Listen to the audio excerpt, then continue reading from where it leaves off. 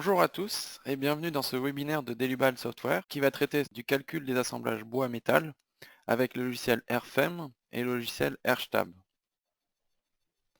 Alors au niveau de ce webinaire, donc je vais vous présenter le modèle que vous pouvez voir ici. Donc ce sera un pont, donc je suis Damien Tonnet.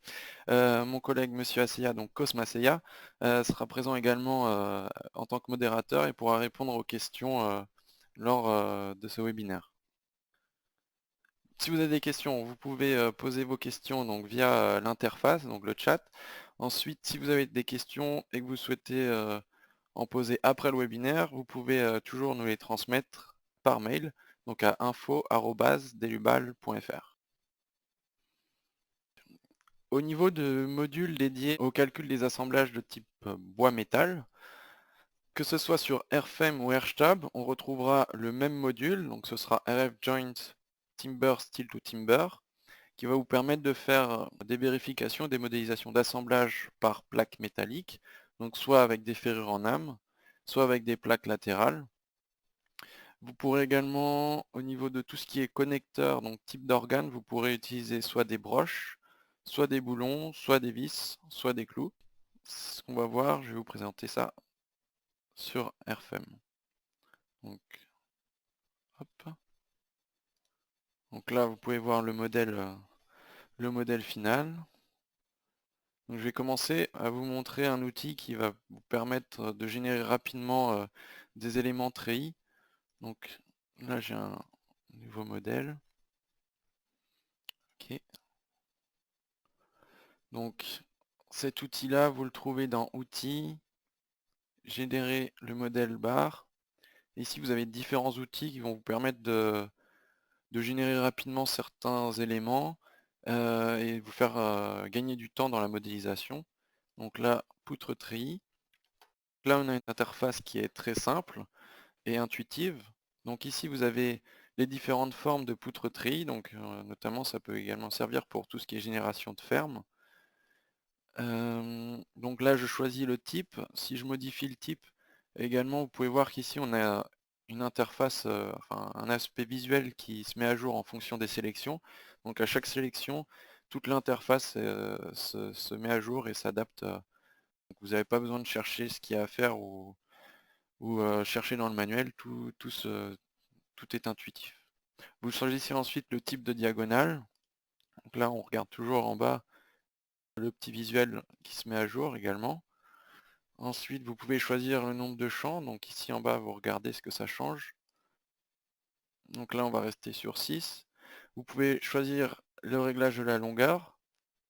Au niveau de la hauteur, on va la modifier. Hop. Donc la hauteur totale, ça sera au centre. Et ici, hauteur sur le côté, on passe à 2,5 m.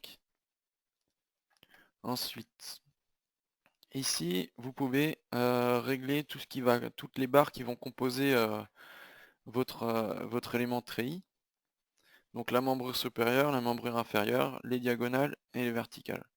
Donc là, j'ai déjà un certain nombre de sections qui ont déjà été créées, donc qui sont sauvegardées et qui peuvent être sélectionnées ici. Donc je vais réutiliser ce que j'ai là.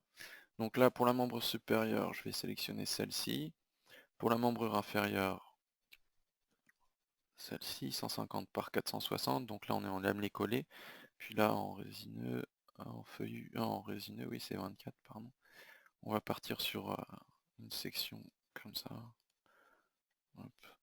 Vous pouvez ensuite, ici, vous avez le type de barre. Donc vous pouvez modifier le type de barre. Par définition, il va vous générer automatiquement par rapport à ce qui est dans l'idéal à modéliser pour un élément treillis. Donc vous avez les membrures inférieures, membrures supérieures en éléments de poutre, et les membrures donc diagonales et les verticales en tant qu'éléments treillis.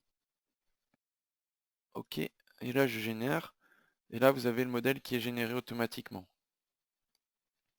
Ensuite, pour poursuivre le modèle pour créer un, donc là pour notre cas un pont ou pour un autre cas une toiture, vous pouvez ensuite copier, donc soit en contrôle, en maintenant la touche contrôle, soit en utilisant cet outil ici qui vous permet de faire plusieurs copies avec des entraxes. Donc là, voilà pour l'outil que je voulais vous montrer avant de commencer sur un modèle plus complet. Hop, donc là je referme. Donc là je viens sur ce modèle là, donc c'est la même poutre treillis. Donc ensuite j'ai complété avec également des barres pour représenter le plancher de ma passerelle. Donc là on sera sur une passerelle à usage pour des piétons. J'ai créé des appuis. J'ai également créé des cas de charge, donc juste comme ça pour à titre indicatif, donc un poids propre, un cas de charge de neige. Là j'ai choisi aussi un cas de charge de vent, donc ça après on peut choisir, on peut faire d'autres cas, hein. Et puis une charge d'exploitation. Donc hop, en mode filaire on les voit mieux. Donc, voilà mes cas de charge. Et puis ensuite on a toutes les combinaisons qui ont été générées également. Donc avec après les combinaisons résultats enveloppe, donc ELU, ELS, qui apparaissent à la fin.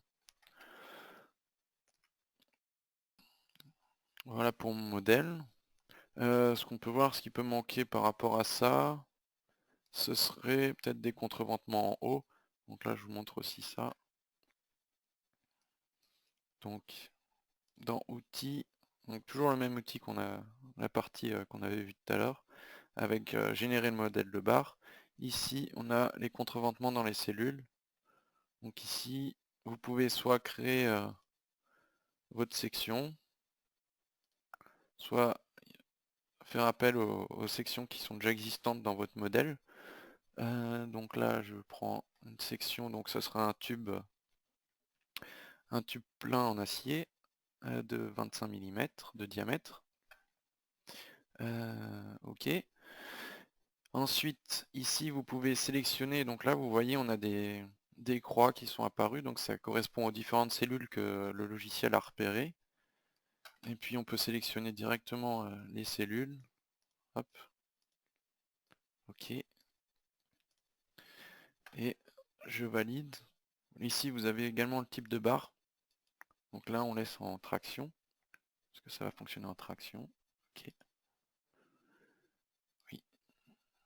Et là, donc on voit qu'il y a des éléments en plus qui sont créés. Donc si je double-clique, vous voyez la nouvelle section. Puis si je l'affiche également en modèle solide, vous verrez également là on a les câbles. Système de contreventement. Ok. Donc maintenant je vais passer au module RF Joints. Donc ici.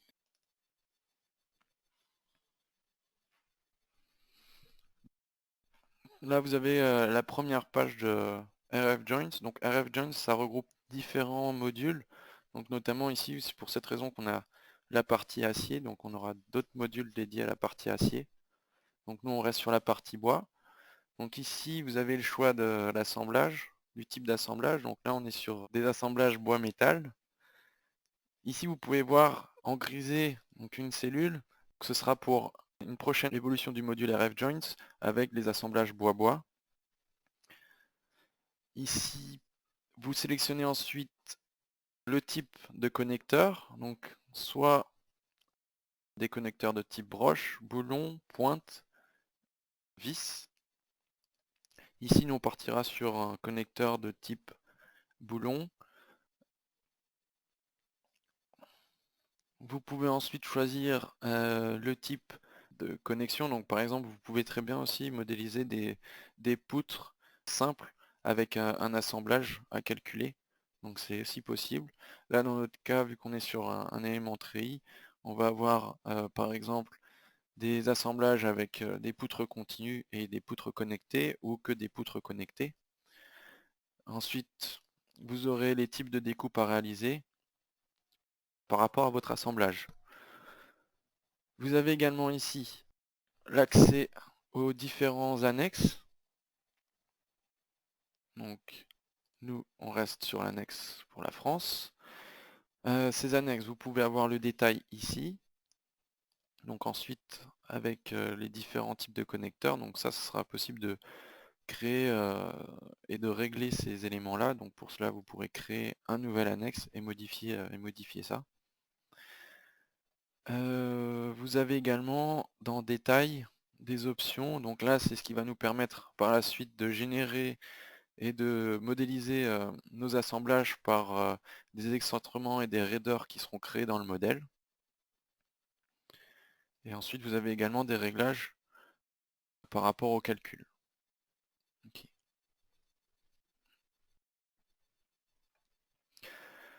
Ici, dans cette partie-là, on aura les réglages par rapport à tout ce qui est partie acier. Donc pour la plaque métallique, le type d'acier.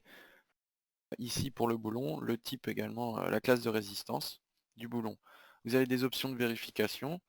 Donc par exemple, pour la vérification de l'espacement des boulons par rapport au moment fléchissant.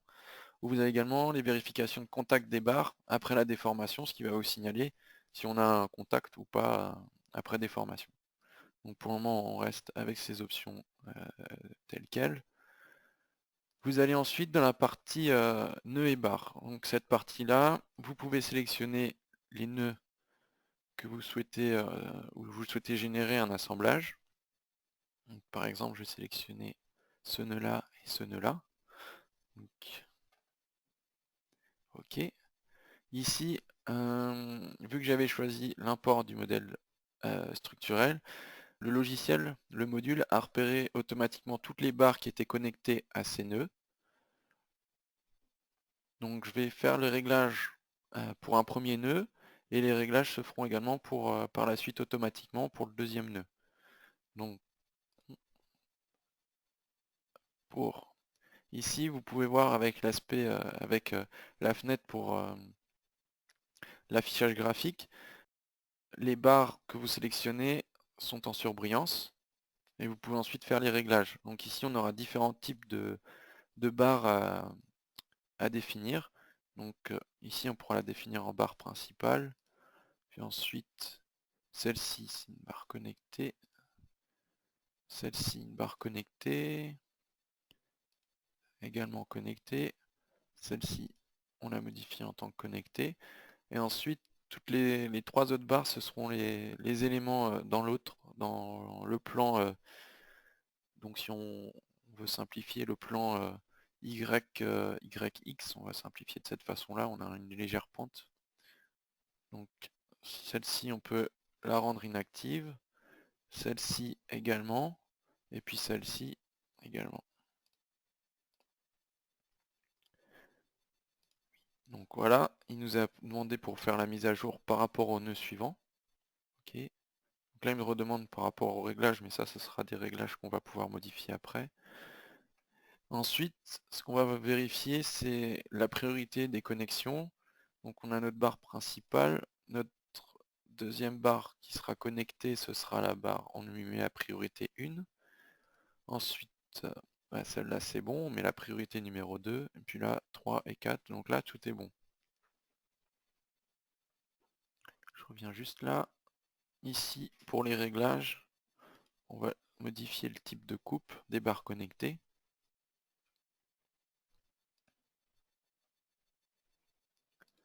Ensuite, vous pouvez choisir les charges. Donc soit les charges, soit les combinaisons résultats que vous souhaitez utiliser pour faire le contrôle de l'assemblage. On peut par exemple prendre la combinaison résultat enveloppe ELU. Vous pouvez ensuite, donc au passage, ici au fur et à mesure qu'on avance dans les étapes, on voit qu'il y a des onglets qui s'affichent en plus. Donc ce qui vous permet de ne pas vous tromper ou de ne pas vous perdre dans la sélection des données ou dans la création de votre assemblage. Donc là, je rentre dans la durée de charge et classe de service. Donc là, vous retrouvez les cas de charge, les combinaisons. Ici, vu qu'on est sur un pont en extérieur, on va changer en classe 3. Et ensuite, on arrive à la partie géométrie qui va correspondre à la création de l'assemblage. Cette partie-là, elle est divisée en deux parties. Une première partie dédiée à la plaque métallique et une seconde partie qui sera dédiée au connecteur pour chaque barre. Ici on retrouve également une fenêtre avec un aperçu graphique qui va se mettre à jour au fur et à mesure des réglages. Et là, des petites aides pour savoir à quoi correspondent également toutes les cotations. Dans notre cas, on a pour la platine différents réglages. Donc au niveau du nombre de platines en acier, je vais en mettre 2 et on va les placer en extérieur, donc de façon latérale. Donc on peut régler ça ici. Voilà, une mise à jour. Vous pouvez ensuite modifier l'épaisseur. Donc on peut passer par exemple 8 mm. Vous avez également des tolérances, des réglages de tolérance au niveau des perçages. Donc ici pour la platine, vous pouvez régler une tolérance pour les perçages de la plaque. Voilà, pour éviter à devoir recréer ces réglages-là pour les assemblages suivants, vu qu'on reste sur le même modèle et sur le même type d'assemblage, on va sauvegarder nos réglages pour la plaque. Donc là, je les sauvegarde. Ensuite, je passe à la partie connecteur. Ici, vous pouvez voir les différentes barres qu'on va devoir régler au niveau des connecteurs. Là, vous avez le choix sur le type de répartition des boulons, donc soit rectangle, soit en cercle. Donc là, nous, on va rester sur une répartition de façon rectangulaire. Vous pouvez choisir le type de boulon au niveau du diamètre et de leur résistance. Donc là, on reste sur du M16. Vous avez ensuite des tolérances dans les trous de perçage. Donc là, pour la partie bois, le choix de la forme de la rondelle. Ensuite, vous avez possibilité de choisir le nombre de lignes et de colonnes pour les boulons. Donc ici, au niveau du nombre de colonnes, on va par exemple passer sur 4. Et puis le nombre de boulons, on va rester sur 3 en ligne. Vous pouvez régler ça aussi au niveau du réglage de la répartition des boulons. Vous pouvez alterner aussi la répartition des boulons. Donc là, dans notre cas, on va rester avec des lignes pleines. Vous pouvez également régler la position des boulons. Donc soit vous pouvez les positionner par rapport à la distance minimale des rives, soit créer la position par rapport à l'espacement minimal selon l'Eurocode entre boulons, soit vous pouvez le définir manuellement et rentrer vos valeurs. Donc ici on va rester de cette façon-là. Vous pouvez ensuite, si la composition de boulons, vous souhaitez la modifier, par exemple supprimer les boulons qui se trouvent au milieu, vous pouvez très bien le faire. Donc ici vous avez accès à tous les boulons, vous avez leurs coordonnées, et donc on va pouvoir, donc là j'en ai déjà supprimé un, là je peux en supprimer d'autres, en fonction de la façon dont vous souhaitez composer votre assemblage, vous pouvez faire supprimer ou enfin activer ou désactiver des boulons. Ok. De la même façon qu'ici on a sauvegardé le réglage de la platine, on va pouvoir sauvegarder le réglage du positionnement des boulons pour qu'on a réalisé pour cette barre. Je la sauvegarde. Ici j'en ai déjà de sauvegardé, je peux les supprimer. Hop. Et puis donc ici on est sur je vais reprendre le même code. Donc au niveau on est sur 4 colonnes et 4 lignes. Et 3 lignes, pardon. Et puis on est en espacement minimal, donc je vais mettre E pour espacement. Hop. Ok. Donc là il est sauvegardé. Et puis je vais pouvoir passer au réglage des autres éléments aux autres barres. Donc là, au lieu de refaire tout le réglage, je vais reprendre ici. Je fais appel à ce que j'ai sauvegardé, au réglage que j'ai sauvegardé. OK. Et voilà, il se met à jour par rapport à ce que j'ai demandé. Vous pouvez ensuite passer à la suite des réglages. Là, pour faire simple, j'ai resté partout sur du M16. Ici, sur 2, puis 4. OK. Je vais reprendre celui-ci. Je vais sauvegarder. Et puis celui-là, je vais l'appeler 4.2 mine. OK. Donc ensuite, tous ces réglages que vous sauvegardez, ils sont conservés dans le module. Donc quand vous créez un nouveau modèle, vous retrouverez les mêmes réglages, enfin les options de réglage, vous aurez sauvegardé. Donc vous pouvez, si vous avez plusieurs assemblages à réaliser et que vous retrouvez sur certains projets le même type d'assemblage, avec la même répartition des connecteurs, pardon, vous pouvez sauvegarder vos réglages et faire appel dans pour vos prochains projets. Ok. Donc il est sauvegardé. Je passe à la barre suivante. Hop, je reprends le même réglage. Ok. Barre suivante. Ok.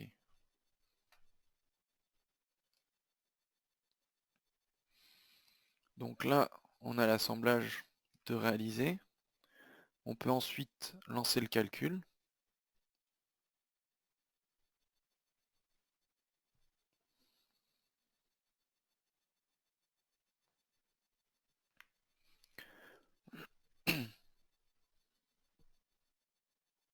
Alors au niveau des résultats, on aura une première partie qui nous donnera tout ce qui est information sur la géométrie.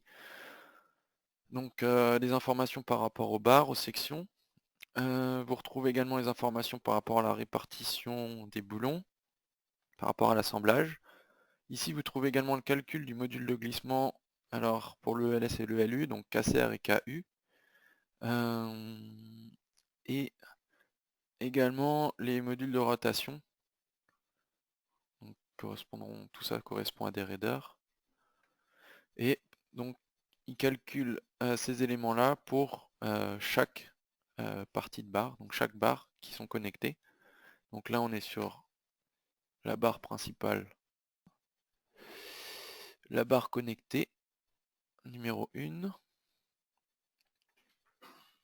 Et ensuite, vous retrouvez tout au long, tout dans le tableau, au fur et à mesure qu'on descend, on retrouve les informations pour chaque assemblage, avec les connecteurs.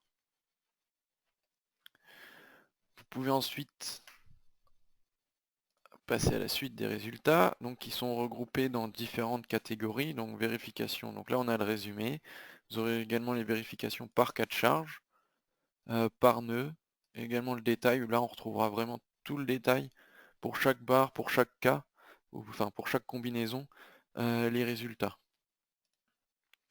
Donc ici vous retrouvez les informations par rapport à ce qui est calculé, donc les vérifications de la platine, donc par exemple ici vérification en compression, ici on retrouve la platine résistance portante. On pourra également avoir tout ce qui est par rapport à l'Eurocode 3, donc au niveau des vérifications, on aura des vérifications Eurocode 3 pour la platine et les boulons, on aura des vérifications Eurocode 8 pour tout ce qui sera la vérification bois. Les vérifications des sections de bois, on a également les vérifications par rapport à tout ce qui est rupture de bloc qui seront vérifiées. Vous retrouvez également dans la partie inférieure, donc là je suis sur cette combinaison, donc platine acier, je vais prendre, oui, ok. Là vous retrouvez les valeurs qui sont utilisées pour le calcul. Et ensuite, là ça sera la partie, enfin, la partie vérification avec les références à l'Eurocode, les renvois aux équations, ou au tableau, ou aux différents paragraphes de l'Eurocode, avec ensuite tous les éléments calculés. Donc par exemple si je passe sur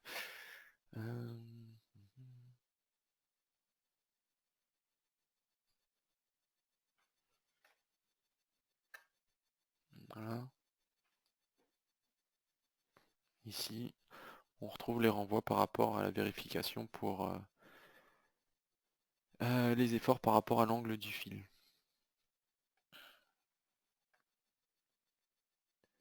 Donc ça c'est pour la partie résultat, donc avec un code couleur pour indiquer le taux, donc le rapport inférieur à 1 ou supérieur à 1, donc vert pour le inférieur, rouge pour le supérieur. Également ici vous aurez l'indication si si le taux est trop élevé. Ensuite on arrive dans une partie graphique donc, qui vous permet d'avoir un aperçu. Vous pouvez afficher les cotations. Hop. Et puis on verra après pour pouvoir exporter tout ça. Donc ça sera pour le premier modèle, le premier assemblage. Je vais créer un nouvel assemblage, donc on crée un nouveau cas.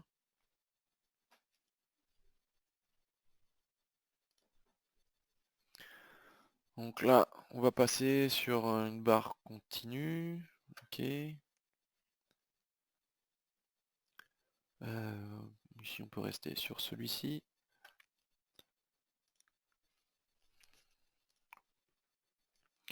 Dans ce cas-là, je vais sélectionner donc tous ces éléments-là. Enfin, je sélectionne les points. Donc là, on est sur des géométries qui sont identiques au niveau des points et des connexions de barres. Donc là, on peut sélectionner directement tous ces points. Donc dans l'hypothèse où on souhaite que tous ces assemblages soient identiques. Ok. Ici, on voit les points et les barres qui sont connectés au point qu'on a sélectionné. Donc, comme pour tout à l'heure, on fait le réglage. Donc barre principale, barre connectée. Donc là, c'est bon. Donc celle-ci, elle sera inactive. Celle-ci également. Celle-ci, c'est la barre continue. Et puis celle-là, elle sera inactive. Oui. Ok, donc là, on peut voir que tout est bon. Vous avez remarqué que juste avant, on avait des informations, des notes et des indications en rouge, donc ça vous indique ça vous informe des problèmes ou des améliorations, des corrections qui sont à effectuer. Donc là, sur la priorité, on n'a qu'une seule barre connectée, donc c'est bon. Au niveau de la charge, donc on était pour tout à l'heure une combinaison résultat. Ici, on modifie la classe, ok, la géométrie. Ah, là on voit qu'on est sur un réglage avec... Ah, c'est des petits bouts. Donc ici, on avait sauvegardé précédemment le réglage de la platine. Donc là, je le rappelle. Hop. Voilà, on a le réglage de la platine précédente. Ensuite, on va pouvoir régler les boulons. Donc là, je reviens comme sur le modèle précédent sur du M16. Et puis, toc toc, on peut en laisser 6, on va faire des modifications. Ici, la répartition comme tout à l'heure. Puis ici, la modification que je vais faire, je vais supprimer ces boulons-là. Donc, le 7, le 8, le 9, le 10, le 11 et le 12. Ok. Donc, voilà, je garde 6 boulons de chaque côté. Et puis, pour cette partie-là, c'est bon. Je passe à la barre connectée. Puis là, on avait créé un réglage déjà pour les autres assemblages. Alors, on va reprendre ça.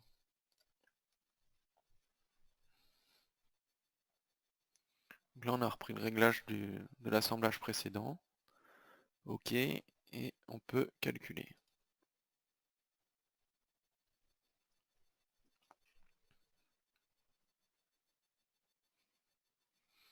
Donc là, vous retrouvez encore les résultats avec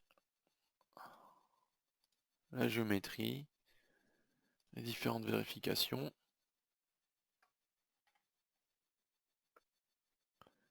Et ici, le rendu graphique. Par exemple, pour cette plaque, hop, ici on va masquer les barres. Pour le contour, je vais le masquer. Je vais rajouter les dimensions de platine de la plaque. Je vais me mettre dans le plan Y. Donc là, on a un plan côté.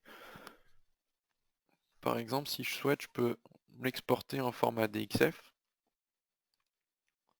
Donc là, j'en ai déjà créé un. Un 2 déjà. Hop. On peut plaque 1. Enregistrer. Ok. Oups. Je suis allé trop vite.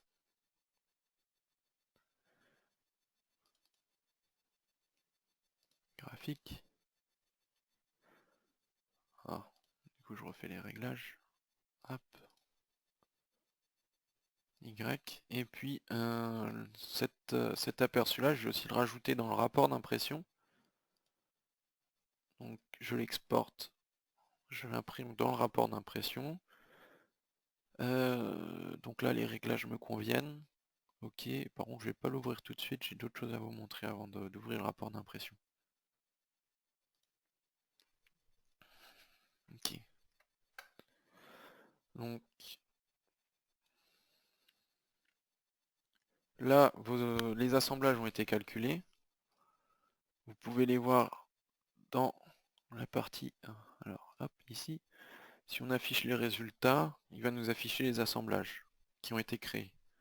Par contre, dans le modèle, vous n'avez pas les assemblages qui sont pris en compte avec les raideurs, les excentrements qui sont liés au connecteur. Tout ça n'est pas modélisé dans notre modèle actuel. Donc c'est ce qu'on va demander à RFJoins de générer les excentrements et les raideurs d'assemblage dans le modèle, ce qui va pouvoir prendre en compte ces éléments-là dans le calcul global après, euh, et pour la vérification des différents éléments, donc des barres du modèle, et avoir un comportement de la structure plus réaliste, prenant en compte les assemblages. Donc c'est ce que je vais faire, RFJoint. Donc ensuite pour les autres assemblages, vous pouvez les faire de la même façon qu'on a créé ces deux assemblages-là, vous pouvez créer et générer les autres assemblages. Donc pour générer les excentrements et les raideurs dans le modèle, on va dans Détail, Général, générer les excentrements de barre, et puis générer le modèle d'assemblage. Ok. Alors il nous demande la suppression des résultats. Ok. Oui. Donc ensuite vous pourrez recalculer et reprendre en compte, refaire les calculs par rapport aux nouveaux résultats qui auront eux pris en compte les excentrements et les raideurs. Donc là ici on regarde, on a des éléments qui sont rajoutés au modèle, donc je vais me mettre en mode filaire, comme ça on verra mieux. On a des éléments qui sont rajoutés et qui correspondent justement à ces assemblages. Donc ces éléments, ils ont généré des barres rigides qui permettent la modélisation de la connexion des différents éléments d'assemblage. Et puis si on regarde plus précisément dedans, donc on a les éléments, les barres rigides, et puis ici, si on regarde au niveau des articulations,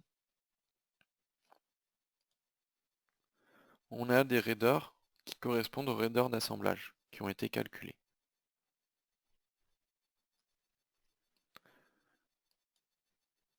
Donc c'est les raideurs de glissement et par rapport également à la rotation qui ont été calculés. Donc ensuite, ici vous retrouvez également tout ce qui est excentrement, excentrement de barre et qui correspond à la création de nos assemblages. Ok.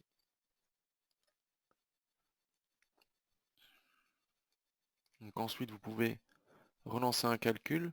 Ici ce qu'il faudra faire attention c'est au type de barre. Donc ici on a des barres treillis, on risque d'avoir des instabilités en raison déjà des assemblages qu'on a créés qui sont générés avec RFJoin. Donc avant de calculer ça, il faudra peut-être modifier les barres en éléments poutres pour pas avoir ce problème d'instabilité. Hop, ici on aurait pu modéliser aussi des rotules. Par la suite, si on modélise tous les assemblages, on n'a pas besoin. Donc, par exemple, hop, je le remets sur un cas rapide, hop, calculer.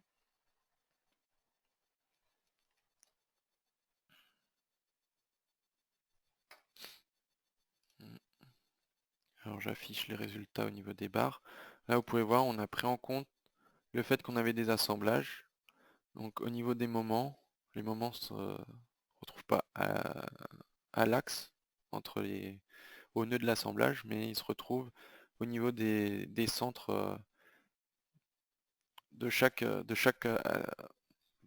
point d'attache. Donc par rapport aux éléments barres rigides qui ont été générés. Donc c'est ce qui va nous permettre de prendre en compte ces assemblages et de faire un calcul avec des déformations et des résultats qui seront plus réalistes que de modéliser juste des rotules ou des articulations simples. Donc voilà pour mon modèle. Hop, hop, je reviens sur un modèle filaire, un modèle solide, pardon. Hop. Pour la création d'assemblage, on va s'en arrêter là. Le principe reste le même pour les autres nœuds. On va pouvoir passer au rapport d'impression. Donc là, je lance le rapport d'impression.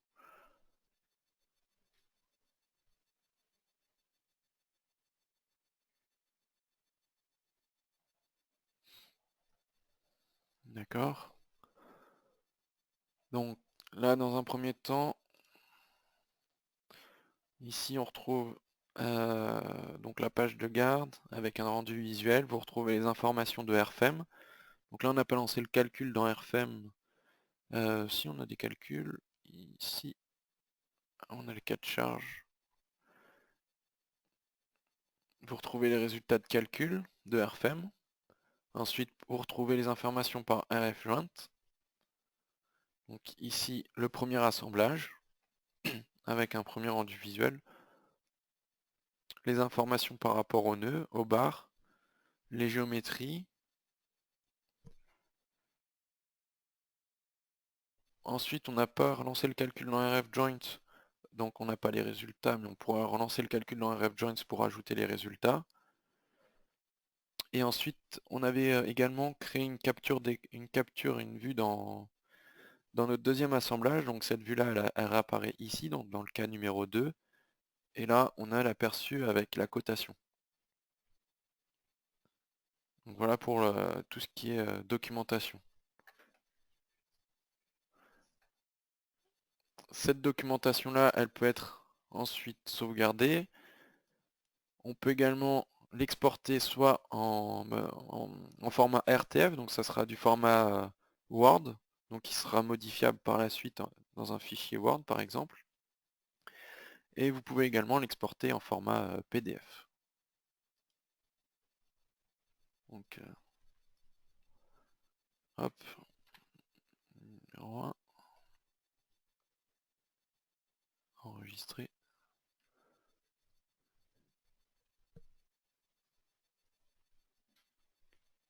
Donc là on retrouve le rapport avec les raccourcis également. Donc dès qu'on clique ici, on a les renvois aux informations. On retrouve toutes les informations qui composent le modèle. Et toutes ces informations-là, vous pouvez choisir de faire un tri dans ce que vous souhaitez afficher ou pas au niveau du rapport d'impression. Et là,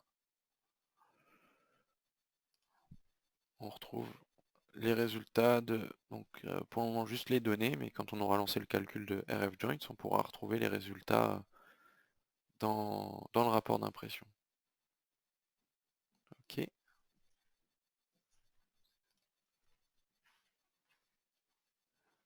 Alors oui.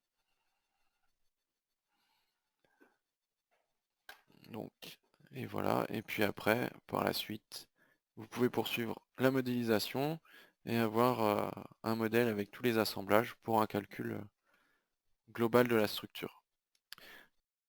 J'en ai fini pour ce webinaire. Hop.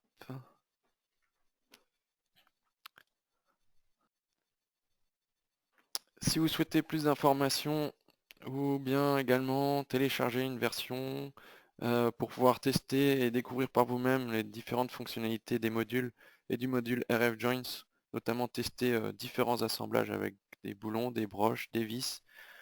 Vous pouvez donc les télécharger sur notre site internet, delubal.fr. Je vous invite également à nous suivre donc, sur les réseaux sociaux, donc sur Facebook, sur LinkedIn ou également sur YouTube. Vous pouvez également consulter le blog où vous retrouverez des informations et des astuces. Si vous avez des questions ou souhaitez plus d'informations, vous pouvez également nous contacter donc soit par mail à info@delubal.fr ou nous contacter directement par téléphone au numéro qui est indiqué. Et puis, je vous remercie pour votre attention et je vous dis à bientôt.